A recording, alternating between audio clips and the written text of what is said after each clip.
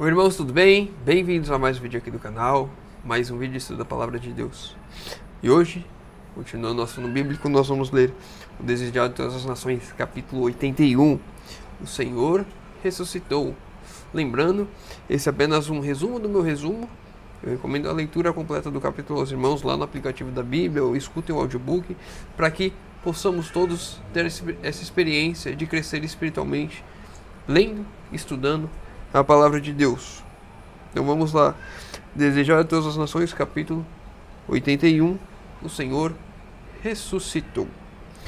A grande pedra estava em seu lugar intacto, o selo romano, a guarda de sentinela, vigias invisíveis ali também estavam.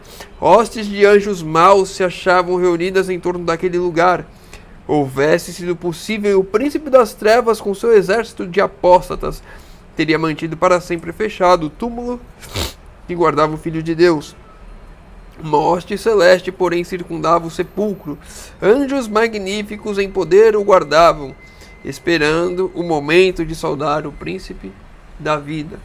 Então ali, ao redor do túmulo de Cristo, além dos seres humanos ali, as sentinelas que foram postas a guardar a pedra, haviam anjos maus e anjos bons, alguns para saudar Jesus quando ele ressuscitasse e outros para fazer tudo aquilo que fosse possível a eles para que Jesus continuasse morto ali. Eis que houvera um grande terremoto, porque um anjo do céu, descendo do céu, chegou, vestido com a armadura de Deus, deixou este anjo as cortes celestiais. Os brilhantes raios de luz divina o precediam, iluminando o caminho. O seu aspecto era como um relâmpago e seu vestido branco como a neve. E os guardas, com medo dele, ficaram muito assombrados e como mortos. Então ali todas as sentinelas viram o anjo Gabriel descendo do céu e ficaram como mortos. Assim quando Jesus, quando falou, eu sou, aqueles líderes religiosos com os seus guardas caíram como mortos no chão, como Judas também ali que estava com eles. Todos paralisados por uma fração do poder de Deus que é refletida por um anjo. Onde está, sacerdotes e príncipes, o poder da vossa guarda? Bravos soldados que nunca se atemorizaram diante do poder humano, são agora como cativos aprisionados sem espada nem lança. O rosto que contemplam não é o de um guerreiro mortal, é a face do mais poderoso das hostes do céu. Esse mensageiro é o que ocupa a posição da qual caiu Satanás. For aquele que nas colinas de Belém proclamara o nascimento de Cristo.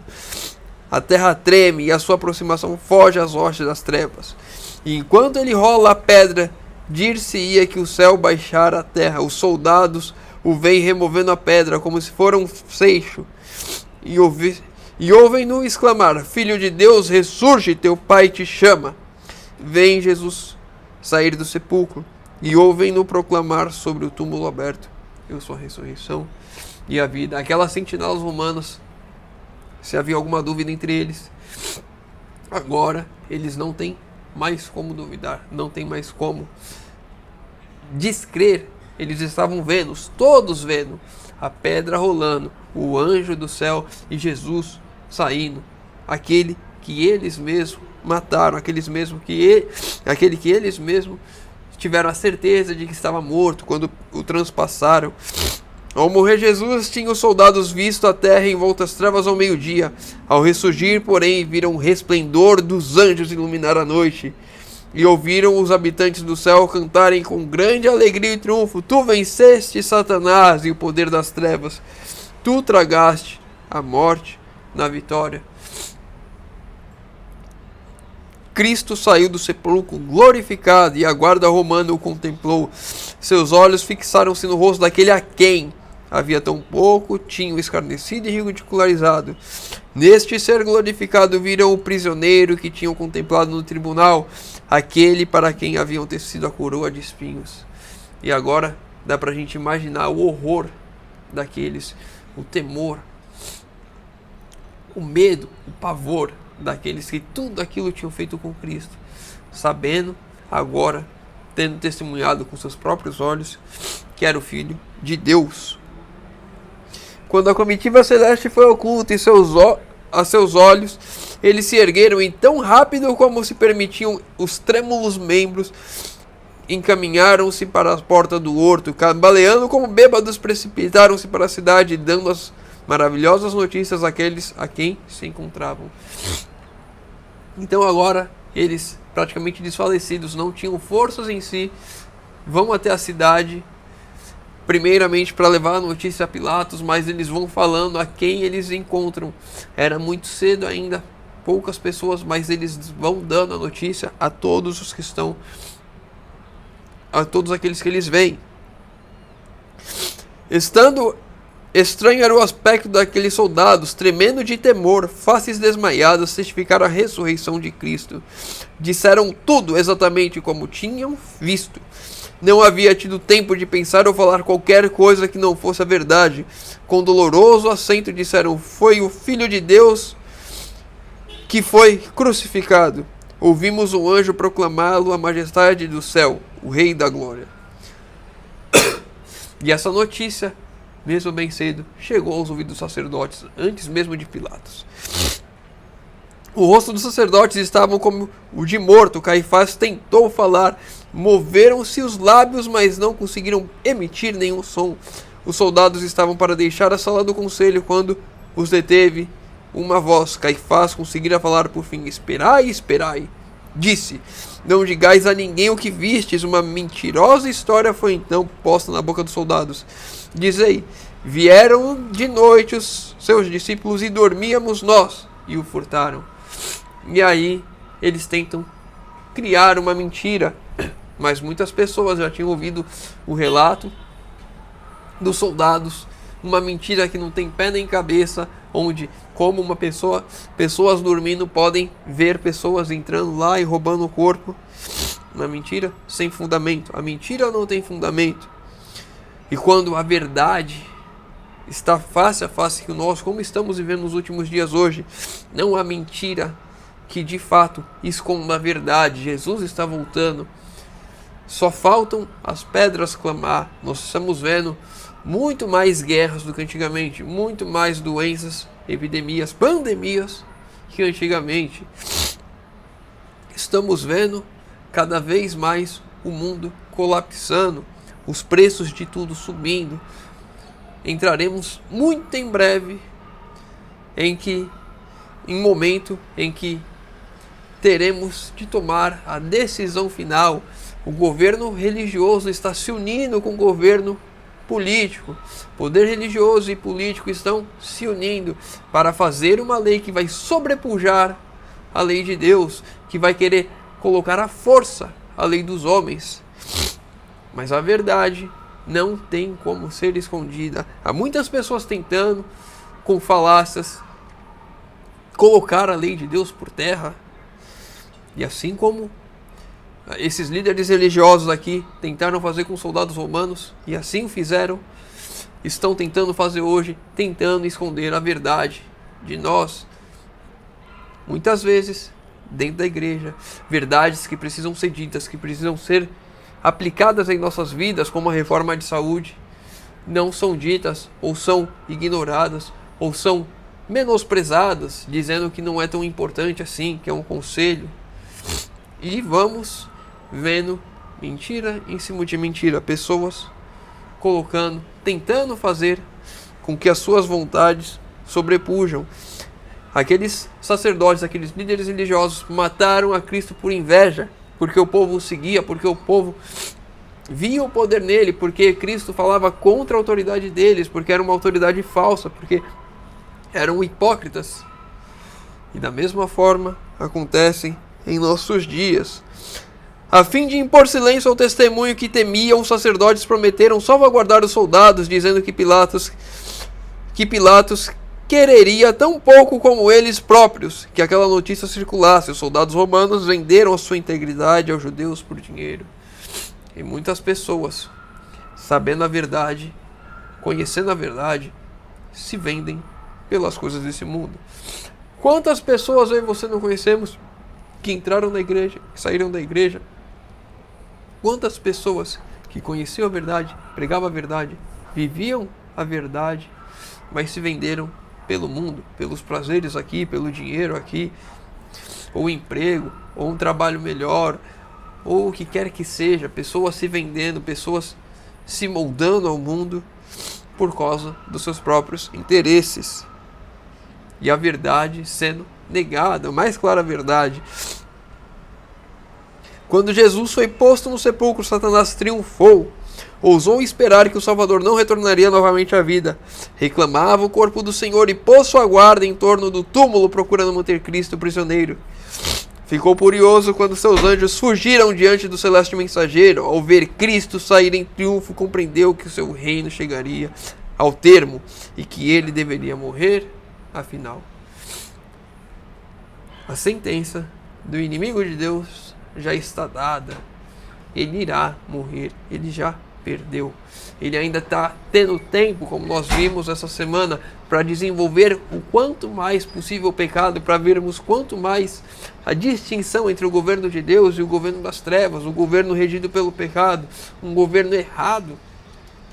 Vermos a distinção para que durante toda a eternidade nunca surja no coração de alguém o desejo por isso, porque vai ver, já vai saber, já vai ter o histórico de como isso é ruim. Por isso que não vai ficar nem raiz nem ramo do pecado. Por isso que não vai ter mais como o pecado ressurgir, porque todos terão a ciência de que é ruim. E ele sabe que ao final irá perder. Por saber isso, mais mentiras, mais coisas desse mundo, ele tenta fazer para atrair principalmente ao povo de Deus. E assim tem conseguido. Matando Cristo, os sacerdotes se tinham tornado instrumentos de Satanás, achavam-se agora inteiramente em seu poder, estavam emaranhados numa teia da qual não viam escape, senão continuando sua guerra contra Cristo.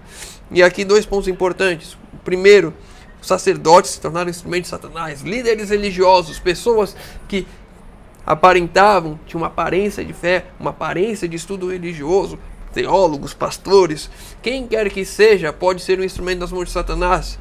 E quando se chega nesse ponto de se entregar, de realmente lutar contra a verdade, lutar contra Cristo. Aqui, cadê? Eu bati a mão e saiu aqui. Estavam emaranhados numa teia da qual não viam escape, ou seja, a não ser continuar lutando contra Cristo.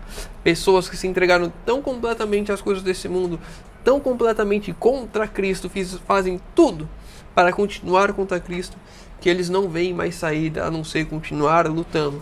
Uma batalha que sabe que está perdida. Devemos tomar cuidado com esses falsos líderes.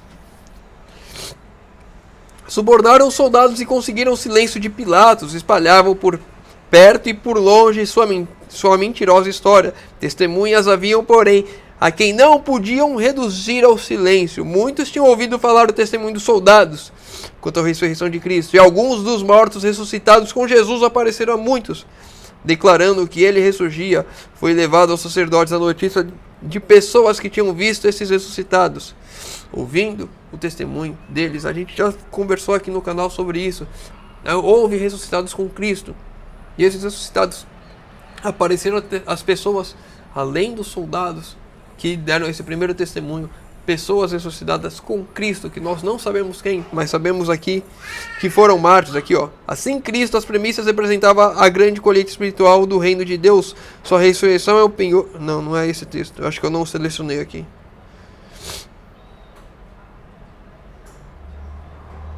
Aqui. Eram os que haviam colaborado com Deus e que, à custa da própria vida, tinham dado testemunho da verdade. Agora deviam ser testemunhas daquele que os ressuscitara dos mortos. Ou seja, pessoas que deram a sua própria vida por Deus. Podem ser os profetas antigos, Isaías ali, tantos outros que morreram à espada.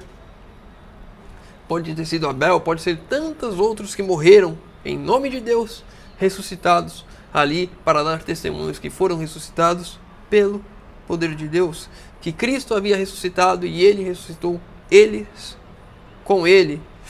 Então, nós vemos aqui que não há como esconder a verdade. A verdade é uma só. Por mais que haja tantas pessoas aí tentando elaborar e fazer malabarismos para esconder a verdade, para modificar a palavra de Deus, não há, de fato, argumentos sólidos para manter esse tipo de pensamento, esse tipo de escolha.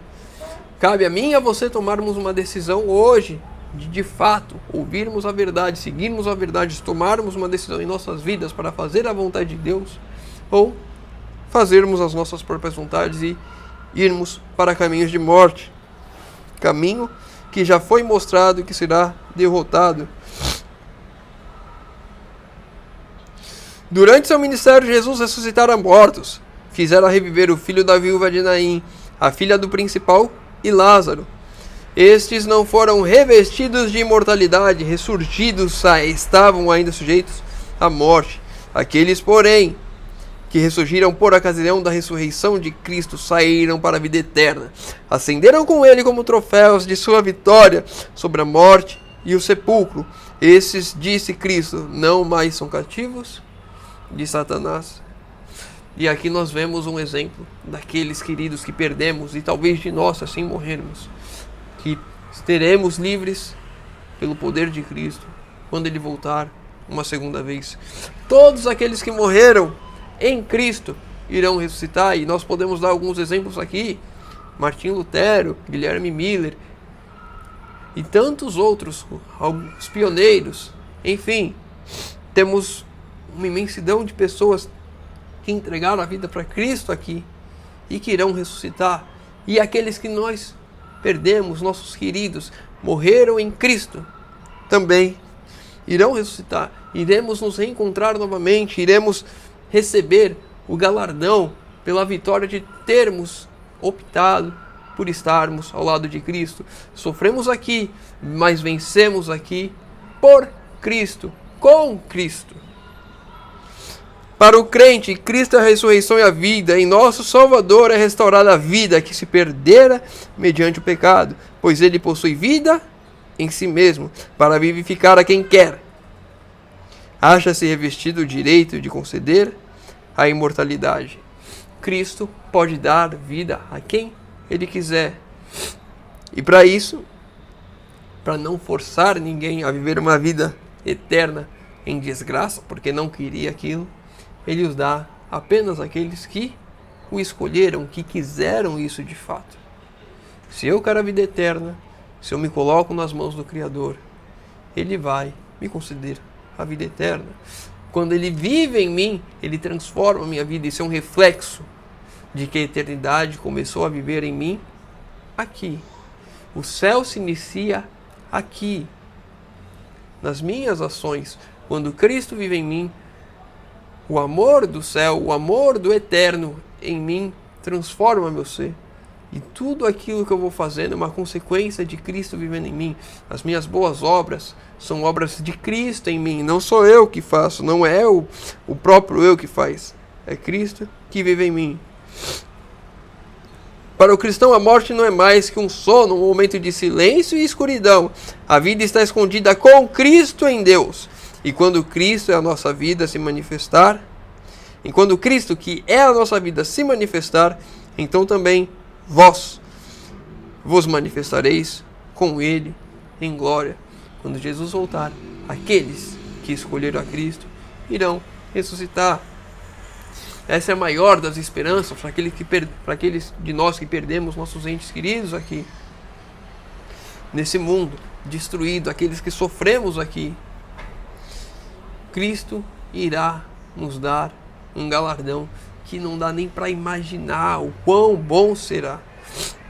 Encontrar os nossos queridos novamente é só uma fração de tudo que nos aguarda. Estarmos lá no céu é uma fração de tudo o que nos aguarda.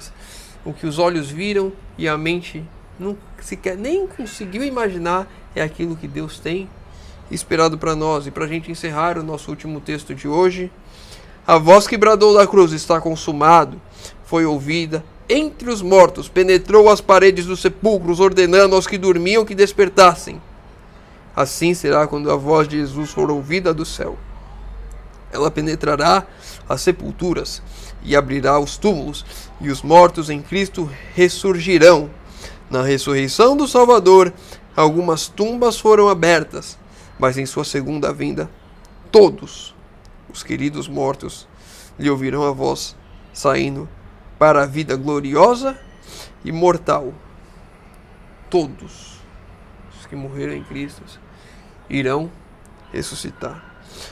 O mesmo poder que ressuscitou a Cristo dentre os mortos erguerá sua igreja, glorificando-a com ele, acima de todos os principados e de todas as potestades, acima de todo nome que se nomeia, não somente neste mundo, mas também no mundo por vir. Esse é o maior dos prêmios por escolhermos a Cristo, a vida eterna, a vida ao lado do nosso Senhor. E para isso, a minha decisão de herdar a salvação é tomada hoje, ao lado de Cristo. Muito do que se diz, porque nós não sabemos o dia e a hora, é porque justamente iríamos nos agarrar nesse mundo, desfrutar dos prazeres que aqui tem e na última hora tentar nos entregar a Cristo. Não seria uma entrega verdadeira. A minha entrega tem que ser verdadeiramente hoje. Não dá para me esperar as pessoas ao meu redor, não dá para me esperar a minha família, não dá para me esperar o trabalho, não dá para me esperar o que quer que seja. A minha escolha ao lado de Cristo tem que ser hoje. Que essa seja a minha e a sua escolha hoje. Tomar uma decisão ao lado de Cristo, clamar para que o Espírito Santo trabalhe em nossas vidas e que de fato imprima o caráter perfeito de Cristo em nós, para darmos testemunho de que a vida eterna começou agora em nós. Vamos encerrar por aqui. Se ficou com alguma dúvida, deixa nos comentários.